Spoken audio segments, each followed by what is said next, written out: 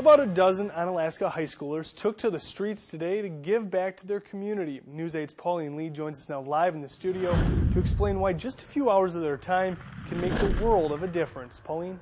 Well, this is the first time these students have taken part in Onalaska's community cleanup event. And the neighbor they helped isn't exactly used to getting help from people she doesn't even know. But as it turns out, the kindness of strangers could maybe just turn into the best of friendships. I'm not used to having somebody help me that much.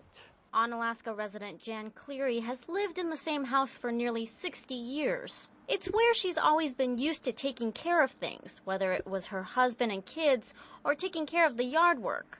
Now in her 80s and after her husband died and her kids have lives of their own, she lives alone, but still insists on doing the work herself, even if it could take her months. My daughter-in-law was here for a couple days from Michigan, and she helped me get those last 3 sections of grapevine down because they were huge. And she said, well, how are you going to get rid of all this stuff? I said, well, 1 week at a time. That's all I can say, 1 week at a time. But the thought of doing yard work as simple as cleaning brush or raking leaves for weeks on end didn't seem like a good idea to Jan's neighbor.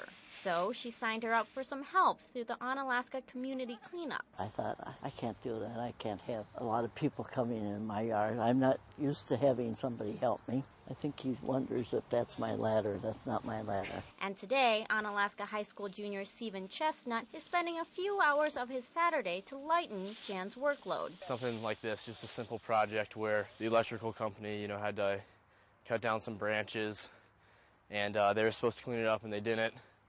And, this lady, she needed some help, and so, it's important that we come and help her. And, just simple things like that, it can make a big difference. He's one of a dozen students spending part of the day to help clean up the neighborhood. It's a sign, he says, of a community working together at its finest. It just kind of reflects how willing people are to help out each other. There's just a lot of good people around here, so. They're not strangers. They're just such nice people. And Jan couldn't think of a better community to be a part of. This really is overwhelming. It's wonderful to think that they would come and help somebody like myself. Than one where she can make some new friends every once in a while.